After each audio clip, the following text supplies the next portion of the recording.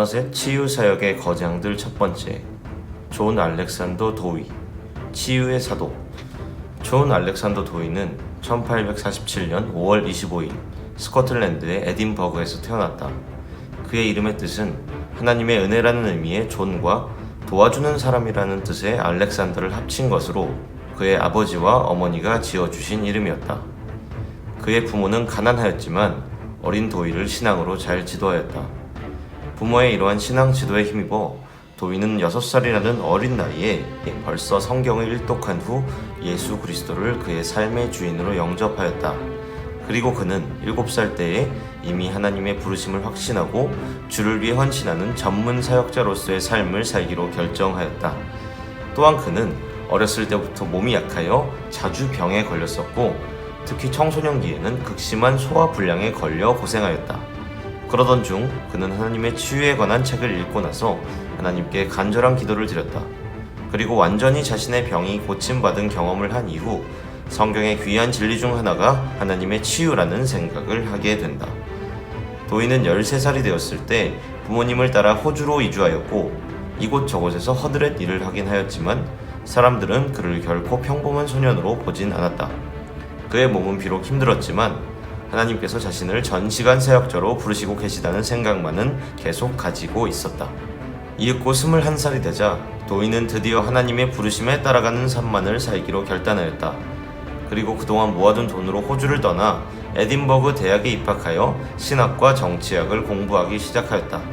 당시 그는 말씀에 대한 사모함이 극에 달해 성경을 읽게 되면 성경에 나오는 이야기들을 마치 그림책 보듯이 낱낱이 다 기억하였다. 그러던 중 그는 호주 알마에 있는 한 회중교회로부터 말씀 사역자로 봉사해달라는 요청을 받았다. 그의 임무는 그 교회를 포함한 여러 교회들을 순회하면서 설교하는 것이었다. 그는 사람들의 미지근한 신앙 태도와 회개치 않는 신앙 자세에 대해 질타하는 설교를 계속하였으며 그의 사역 방법은 과격하여 사람들의 환영을 받지 못하였다. 더 이상 이런 미지근한 교인들을 상대로 설교하는 것은 시간 낭비라고 판단한 도이는 그 교회를 미련 없이 사임하였다. 20대 후반인 1875년 도이는 호주 시드니 외곽의 유톤 지역에 있는 큰 교회의 담임 목회자로 부임하였다. 그러나 그가 그 교회의 담임 목사로 부임한 첫 주에 그 지역에 퍼진 전염병으로 인해 그 교회의 교인 40명이 죽게 되었다. 사람들이 공포에 떠는 것을 보던 그는 하나님께 기도하다 치유의 말씀을 받게 되었다. 다음은 알렉산더 도이가 이 당시를 회상하면서 쓴 글의 일부이다. 오늘까지 벌써 40여 명의 교인들을 땅에 묻었고 병든 교인들의 가정을 수도 없이 찾아다녔다. 자기의 자녀들을 고쳐주시겠다고 약속하셨던 아버지 하나님은 도대체 어디에 계시단 말인가? 사단과 죄 사이에서 태어난 것이 질병일진데 이 질병이란 놈들이 내 교인들을 죽이고 있구나. 누가 우리를 사망에서 구해줄 것인가? 나는 말할 수 없는 슬픔에 짓눌려 하나님께 기도드리기 시작하였다. 그런데 갑자기 하나님께서 사도행전 10장 38절 말씀에 대한 감동을 나에게 주셨다. 그리스도는 우리를 치료하시는 분이라는 확신이 들었다. 신적 치유에 대한 믿음이 나에게 충만해진 것이다. 나는 이제 치유의 방법을 깨달았다. 하나님께서는 나에게 사단을 찌를 수 있는 칼을 주셨다. 그 칼로 사단을 찔러 쓰러뜨리기 전에는 칼을 칼집에 도로 집어넣지 않을 것이다. 그때 누군가가 방문을 세차게 두드렸다. 두 사람이 문 앞에 서 있었다. 그들은 목사님 빨리 와서 기도해주세요. 메리가 죽어가고 있어요 라고 말하였고 나는 급히 뛰어서 죽어가고 있는 메리의 방으로 갔다. 그녀는 몸의 통증을 참지 못해 이를 갈고 있었고 그녀를 쳐다보고 있는 나의 마음속에는 사단을 향한 증오심이 가득 찼다. 그 방에 있는 의사가 하나님은 알다가도 모를 분이라고 말했다. 그러자 나는 소리치듯 그에게 대답하였다. 의사 양반, 하나님께서 이 소녀를 죽이고 있는 것이 아니라 사단이 이 소녀를 죽이고 있는 것입니다. 그리스도는 마귀의 일을 멸하려고 이 땅에 오셨습니다. 그리고 그는 하나님의 능력으로 죽어가고 있던 소녀를 살려내게 되었다. 이 기적적인 신적 치유가 일어난 이후부터는 도의의 교인들이 단 한 명도 죽지 않았다. 그리고 이미 전염병에 걸려있던 교인들은 증세가 점점 나아지기 시작하였다. 이렇게 치유에 대한 놀라운 계시를 받게 된 도이는 본격적으로 치유 사역을 시작한다. 결혼을 했으며 교단을 떠나 독자적으로 사역하기 시작한다. 그가 원했던 것은 교회가 깨어나는 것과 부흥이었다. 그는 그것을 위해 평생 동안 예수님께서는 어제나 오늘이나 영원토록 동일하시다는 말씀만을 전하는 사람이 되기로 결단하였다. 그의 사역에는 재정적인 어려움도 있었고 그에 대해 냉소적이고 그를 반대하는 사람도 많았지만 부흥과 치유에 대한 열정으로 가득 찬 도인은 반대파의 공격을 무시하고 정치적이고 무사안일한 태도의 종교 지도자들을 계속해서 비난하였다. 기존 교회들과 사회의 비도덕성에 대한 회개를 촉구했으며 치유사역과 죄 짓지 말라는 메시지를 강하게 선포하였다. 그의 반대파들은 이를 갈았고 그를 다시 공격하기 위해 공작을 꾸미기 시작하였다. 도의의 사역이 꽃을 피우자 그의 영향력이 온 나라 전체에 퍼지기 시작하였다. 그러던 어느 날 그를 높게 평가한 사람들이 그에게 국회의원에 출마할 것을 권유하였다. 그리고 그는 국회의원에 출마했지만 결과는 실패였다.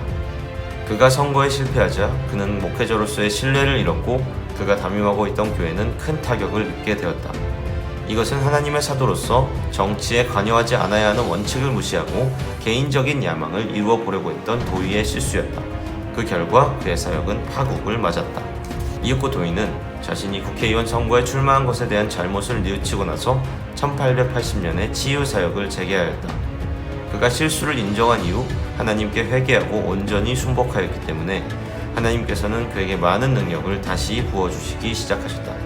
그러자 그에게 성령의 은사와 계시가 그 전과는 비교도 되지 않을 만큼 많이 부어져서 수천 명이나 되는 병자들이 그의 집회에서 고침을 받기 시작했다. 이제 그의 치유사역은 다시 커지기 시작하였다. 그러나 그의 치유사역이 왕성할수록 그의 대적들의 공격도 점점 강해져 갔다.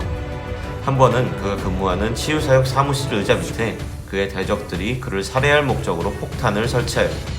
이러한 사실을 모르는 도인은 폭탄이 설치된 의자에 앉아 자신의 일을 계속 보고 있었다. 이때 하나님께서는 도이에게 일어나 집으로 돌아가라 라고 3번에 걸쳐 말씀하셨다. 그러자 그는 급히 자신의 코트를 집어들고 사무실을 빠져나왔다. 그가 사무실을 빠져나온 지 몇 분 후에 폭탄이 터졌지만 그는 아무 상처도 입지 않았다. 1888년이 되자 도이는 하나님께서 자신을 미국과 영국으로 부르신다는 감동을 강하게 받았다. 그래서 그는 미국 샌프란시스코를 방문하여 치유 집회를 열었다. 그로 인해 많은 사람들이 치유를 받게 되자 그는 연이어 캘리포니아주의 여러 해안 도시들을 돌며 큰 집회들을 인도하였다. 이윽고 미국 전역 전도 여행을 마친 존 알렉산더 도이는 미국의 일리노이주 시카고 외곽의 에반스톤에 정착하여 치유사역 본부를 설치한다. 처음에는 시온성전이라는 이름의 조그만 통나무집으로 시작했지만 나중에 수많은 병자들이 몰려와 그는 다른 집들을 여러 채 구입하여 치유의 집이라는 이름하에 병자들을 받아들이며 치유사역을 확장시켜 나갔다. 도인은 모인 많은 사람들 앞에서 치유의 메시지를 전달한 후 그 자리에서 바로 하나님의 치유의 능력을 보여주었다. 그 결과 많은 사람들이 몰려왔고 급기야는 그 도시의 의사들의 수입이 줄어들게 되는 일이 일어나기도 하였다. 또한 많은 사람들이 그의 메시지를 듣고 주일 예배에 출석하지 않게 되어 시카고 내 교회들이 타격을 받아 교회의 수입이 줄어들기도 하였다. 그러자 시카고시의 신문사, 교회 의사들은 연합 전선을 펴서 도의의 사역을 심하게 방해하기 시작하였다. 시카고에서 치유 사역을 진행할 때 시카고 경찰과 시 당국은 무면허 의료 혐의로 도의를 무려 100번이나 체포하였다. 그렇게 그의 대적들은 그의 사역을 싫어하였으나 그는 이러한 위협에 굴하지 않고 계속 치유 사역을 펼쳐나갔다. 하나님의 능력이 나타난 것을 두려워한 사단이 사람들을 통해 도의를 공격했으나 그는 하나님의 보호 아래서 안전하였고 그의 영적 권위는 도리어 증가하였다. 도의는 47세가 되자 치유의 잎사귀라는 치유 관련 뉴스레터를 발행하여 전국에 배포하기 시작하였다. 수많은 사람들이 이 치유 소식지를 읽다가 치유를 경험하였다고 전해진다. 도의는 그 당시 일주일에 평균 1000명의 사람들에게 치유 기도를 해주었는데 그에게 치유 기도를 받은 사람들은 거의 대부분 치유를 받았다고 한다. 그에게는 그만의 치유 기도 원칙이 있었는데 첫째로 그리스도인이어야 하였고 둘째, 치유 기도 받기 전에 자신이 아직까지 해결하지 못하고 있는 숨은 죄를 반드시 하나님 앞에 회개하여야 하였다. 이러한 그의 치유 사역을 통해 치유를 받은 유명인 중에는 아브라함 링컨의 사촌인 아만다 힉스와 장차 위대한 치유 사역자로 활동할 존 G 레이크의 부인 등이 있다. 1896년 말이 되자 그의 사역은 크게 성장하였고 그의 대적들은 힘을 잃고 잠잠해졌다. 그의 영향력은 시 전체로 퍼져나갔으며 도의를 지지하는 사람이 시카고 시장으로 선출되는 일도 일어났다. 도의의 사역은 아무런 반대와 제지 없이 진행됐으며 도의는 시카고 도시 전체를 하나님의 말씀과 능력으로 장악하게 되었다. 이러한 놀라운 성공에 크게 고무되자 점점 자만해진 도의는 미국의 주요 도시들을 하나님의 도시들로 바꿀 야망을 가지고 시카고 근처에 거대한 땅을 매입하여 하나님의 시온 도시라고 명명하였다. 그리고 시온 투자 협의회를 조성하여 도시 건설 사업을 시작한다. 도의는 자신 스스로를 도시 건설의 총감독으로 임명한 뒤 더 이상 하나님의 사역을 하지 않고 그의 힘으로 도시를 장악하고자 하였다. 하나님의 사도로의 부르심을 망각하고 엉뚱한 일에 신경을 쓰기 시작했지만 그의 힘이 워낙 컸기에 아무도 그를 막을 수가 없었다. 그를 추켜 세우는 사람들은 도의가 성경에 예언된 말세에 나타날 엘리야라고 말하고 다녔으며 불행하게도 그는 하나님께서 원래 부르셨던 사역은 잊어버리고 본인을 엘리야라고 생각하였다. 그리고 그는 시카고뿐만 아니라 미국의 모든 주요 도시들에 하나님의 시온 도시들을 건설할 계획을 세웠고 나아가서 예루살렘의 시온 도시를 건설한다는 계획을 세우기에 이르렀다. 하나님께서 맡기신 사도의 직분을 버리고 마귀에게 완전히 속아 덫에 빠져버리고 만 것이었다. 이윽고 그는 말씀대로 설교하고 사역하지 않기 시작했으며 시온 도시 건설을 통한 자신의 영향력과 성공을 증대시키는 것만이 그의 유일한 목표가 되었다. 도의는 이제 한낱 자신의 명성을 유지하기에 바쁜 추한 한 인간으로 전락하였으며 그의 사역과 집회는 점차 실패하기 시작한다.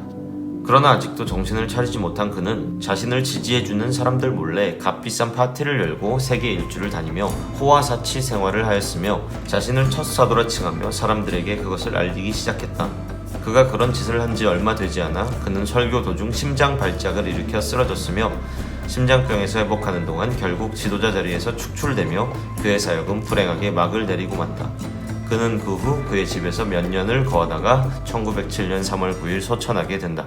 그렇게도 위대한 사역을 펼쳤던 인물이 어떻게 그렇게 슬픈 종말을 맞을 수 있을까? 그가 그렇게 된 이유는 하나님께 순종하던 그의 사역 초기의 부르심을 점차 기억하지 못하고 권력과 성공이 주는 유혹을 이겨내지 못해 점차 하나님께 순종하지 않으며 부르심의 영역 밖으로 나가버렸기 때문이라고 생각한다. 하나님께서는 그를 위대하게 사용하셨고 그의 복음 전도 치유 사역을 통하여 수백만의 사람들이 예수 그리스도를 영접하였다. 수많은 사람들이 치유를 받았으며 그의 회개를 촉구하는 사도적 메시지를 듣고 수많은 마약 상습자와 술 중독자들이 회개하였다. 더군다나 그는 설교 방송을 처음 시작함으로써 미국 기독교 라디오 선교 방송과 텔레비전 선교 방송의 선구자가 되는 기록을 남겼다. 그리고 그의 치유 사역에 영향을 받아 존 G. 레이크, 찰스 파햄 등의 위대한 치유 사역자가 탄생하기도 했다. 그리고 그 결과 미국 사회가 정화되었기에 우리는 그의 위대한 업적을 무시할 수는 없다. 그렇지만 하나님의 사람은 결국 하나님을 떠나서는 살 수 없는 법이다. 진정한 영적 지도자는 아무리 바쁘더라도 하나님과의 교제 시간을 지속적으로 가지면서 성공이 가져다주는 권세를 올바로 사용하고 하나님께 순종하며 하나님의 계획을 끝까지 따라가는 삶을 살아야 하는 것이다.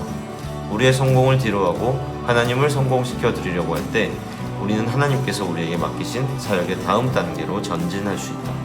도의는 이러한 하나님의 기름 부으심을 망각하고 성공함으로 인해 자만하였고 그로 인해 세상 야욕이 자신도 모르는 사이에 그를 꽁꽁 묶어버렸다. 하나님보다 자신의 계획을 앞세웠으며 자신의 영광을 앞세우고 말았다. 나중에 이에 관하여 도의 자신은 다음과 같은 후회의 말을 하였다. 사도가 되려면 높아져서는 안됩니다. 사도가 될수록 낮아져야 합니다. 그러나 나는 이 점에 있어서 부족하였습니다. 나는 충분히 낮아지지 못했습니다. 나는 충분히 겸손하지 못했고 나에게 주어진 핍박을 충분히 참아내지도 못했음을 인정합니다. 그러나 그는 분명 하나님께서 크게 쓰신 위대한 치유 사역자였다. 그의 성공과 실패를 통하여 하나님께서 주시는 위대한 교훈은 바로 하나님께 순종하며 부르심의 영역을 벗어나지 말고 하나님께서 맡기신 것에 생명을 걸고 그 사명을 끝까지 완수하라는 것이다. 나머지는 하나님께서 책임져 주실 것이다. 이러한 도의의 이야기가 이 영상을 보고 계신 여러분들이 하나님의 부르심과 하나님이 주시는 부흥을 이해하는 데 도움이 되었기를 바라면서 나노새TV는 여기서 인사드리려 합니다. 다음에는 또 다른 부흥 사역자의 이야기로 여러분들을 찾아뵙도록 하겠습니다. 안녕히 계세요.